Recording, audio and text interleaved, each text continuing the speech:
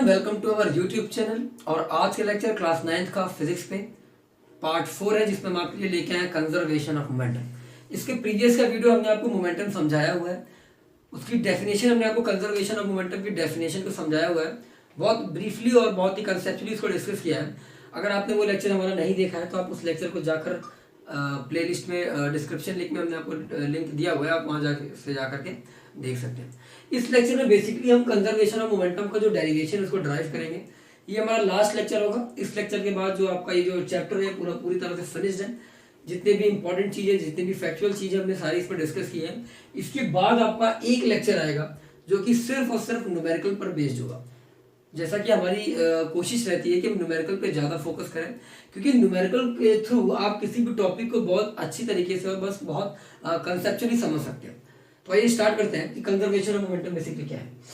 समझ सही, देखिए कंजर्वेशन ऑफ मोमेंटम को समझने से पहले हमने आपको एक चीज बताई थी। जब आपने हमारा प्रीवियस वाला वीडियो देखा हो, एक ट्रक और एक कार का एग्जाम्पल लिया था, जिसमें हमने आपको समझाया था कि अगर मान लीजिए ट्रक जो है एक रेस्ट वाले कार पर स्ट्राइक करती है तो ट्रक की वेलोसिटी कुछ ना कुछ डिक्रीज होगी, मतलब जो ट्रक का मोमेंटम है वो कुछ ना कुछ लॉस्ट होगा। और एट अ टाइम कोलिजन के बाद जो आपकी कार है उसकी वेलोसिटी क्या हो जाएगी, इंक्रीज हो जाएगी। यानी जो आपके पास रेस्ट पर थी जो कार, उसका मोमेंटम इनिशियली जीरो था और बाद में जब उसने कुछ ना कुछ वेलोसिटी को अटेन कर लिया तो उसके पास कुछ ना कुछ मोमेंटम आ गया। तो according to conservation of momentum, momentum lost by truck must be equal to momentum gain by car. यानी जितना भी मोमेंटम इनिशियली रहा होगा उतना ही मोमेंटम क्या था, फाइनल था। यानी कोलिजन के पहले का मोमेंटम और कोलिजन के बाद का मोमेंटम क्या होना चाहिए, सेम होना चाहिए। इसी चीज को हम क्या करेंगे आज के लेक्चर में डिस्कस करेंगे। तो स्टार्ट करते हैं सबसे पहले।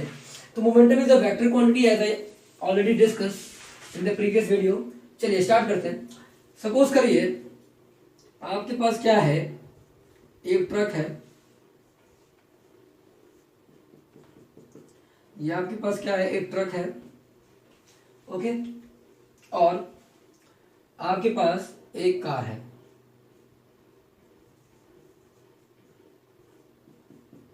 चलिए, ये अपनी इनिशियल वेलोसिटी u1 से और ये अपनी इनिशियल वेलोसिटी यहां पे लिख देते हैं, इनिशियल वेलोसिटी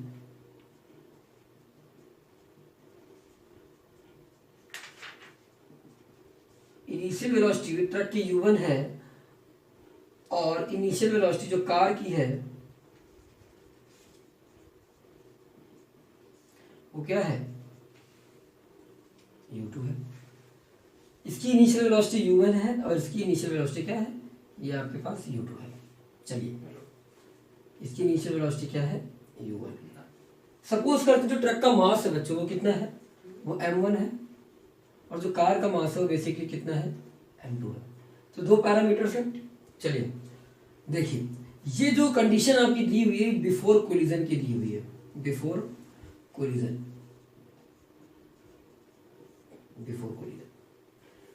तो सपोज करते हैं एट अ टाइम दोनों जो ट्रक है उसकी वेलोसिटी जो u1 है वो क्या है, ग्रेटर देन u2 है। तो ये क्या करेगी, ट्रक जाके इस वाले कार को क्या करेगी, स्ट्राइक करेगी, मतलब कोलिजन होगा। तो आफ्टर कोलिजन कुछ ऐसी सिचुएशन बनेगी।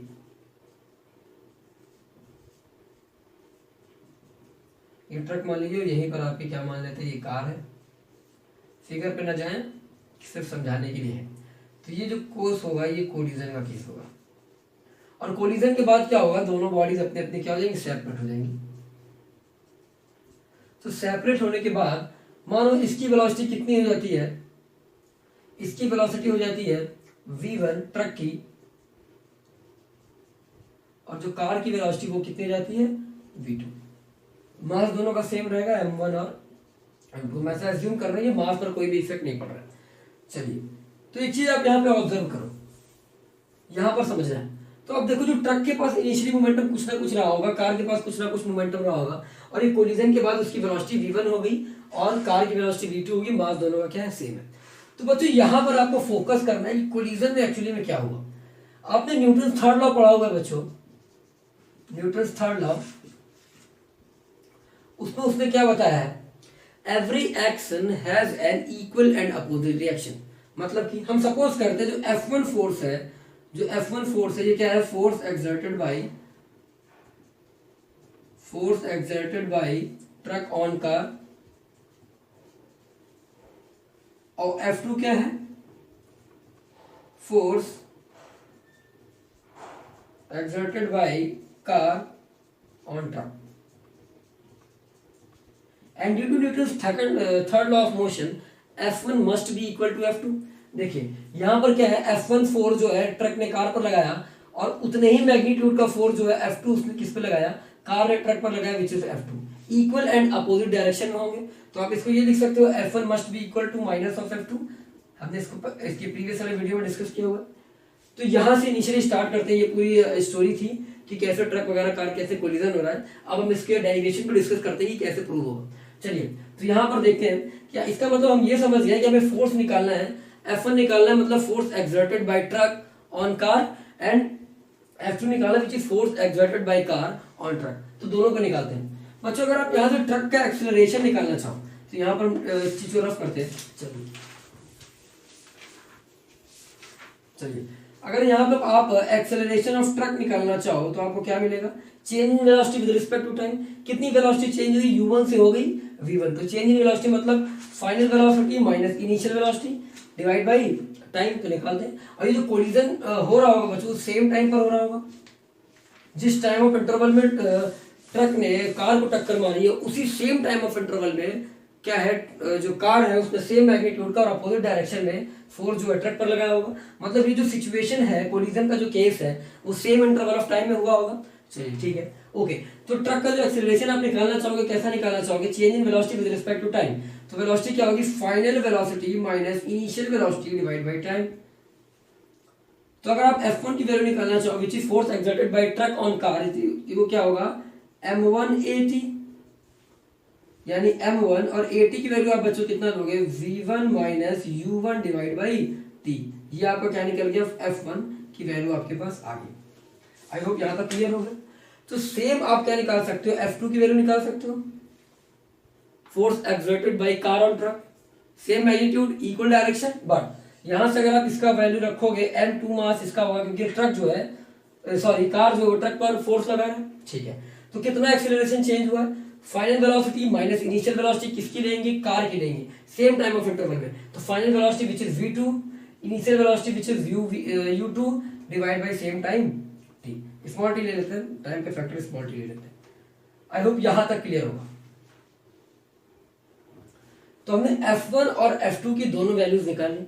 अब सिंपली हमें इक्वेशन में क्या करना है, पुट करना। तो अगर आप स्क्रीनशॉट लेना चाहो तो आप यहां से ले सकते हो। चलिए तो इन दोनों फोर्सेस को इक्वेट करने की कोशिश करते हैं।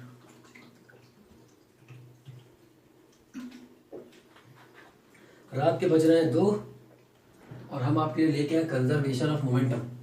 चलिए तो इक्वेट करते हैं, डायग्राम को रफ करते हैं। अच्छा टॉपिक बच्चों, जब हम इसकी न्यूमेरिकल करेंगे तो बहुत इंटरेस्टिंग होंगे, तो अभी आपको सिर्फ समझना है।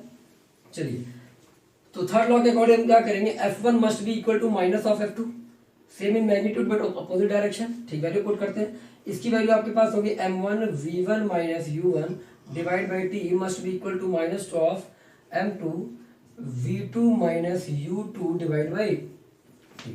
तो v में कंफ्यूज मत हो बच्चों, मैं ऐसे कर दे रहा हूं, क्लियर है। चलिए t से t आपका टर्म कैंसिल हो जाएगा, मल्टीप्लाई करते हैं m1 v1 minus m1 u1 must be equal to minus of m2 v2 plus of m2 u2। सब टर्म को एक साथ ले लेते हैं। चलिए करते हैं m1 v1, इसको नेगेटिव टर्म को इधर लेते हैं, plus m2 v2 must be equal to m1 u1 plus m2 u2। तो यही चीज हमने आपको समझाई थी, यही बच्चों है कंजर्वेशन ऑफ मोमेंटम, मतलब कि मोमेंटम बिफोर कोलिजन। ये जो आपको केस दिख रहा है इसको रिड्रॉ कर लेते हैं, तो आप इसको ऐसे लिखोगे m1 u1 plus m2 u2 must be equal to m1 v1 plus m2 v2। ये इंपॉर्टेंट केस आपको आ गया। ये बच्चों क्या है बच्चों, ये यानी यहाँ पे डिस्कस करते हैं इसको, m1 u1 plus m2 u2 क्या है, ये तब क्या है, ये क्या है, मोमेंटम बिफोर कोलिजन।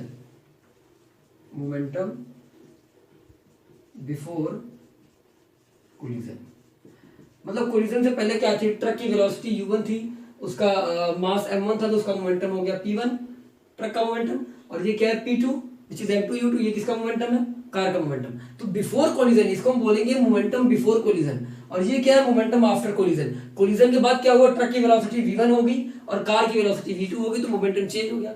यानी कि थ्रू आउट आपका अगर कोई भी external force, no external force, बच्चों यहाँ पे ये कंडीशन बहुत इंपॉर्टेंट है कि कोई भी एक्सटर्नल फोर्स प्रोवाइड नहीं कर रहा है, सिर्फ कोलिजन के बाद क्या हो रहा है, जो मोमेंटम बिफोर कोलिजन था और मोमेंटम आफ्टर कोलिजन दोनों क्या है, कंजर्व है। यही बेसिकली क्या है, कंजर्वेशन ऑफ मोमेंटम। इस वाले टर्म को आप लिखना चाहो तो बच्चों ये क्या है, ये है m1v1 प्लस m2, इसको आप लिखो क्या, मोमेंटम आफ्टर कोलिजन। सिंपल सा डेरिवेशन था। चलिए तो एक सिंपल लाइन में लिखना चाहे तो ये था डेरिवेशन बच्चों कंजर्वेशन ऑफ मोमेंटम का। इसके बाद का जो बच्चों नेक्स्ट वीडियो हमारा आएगा वो किस पर आएगा, न्यूमेरिकल सीरीज होगी, जिसमें हम अच्छे लेवल के न्यूमेरिकल को डिस्कस करेंगे।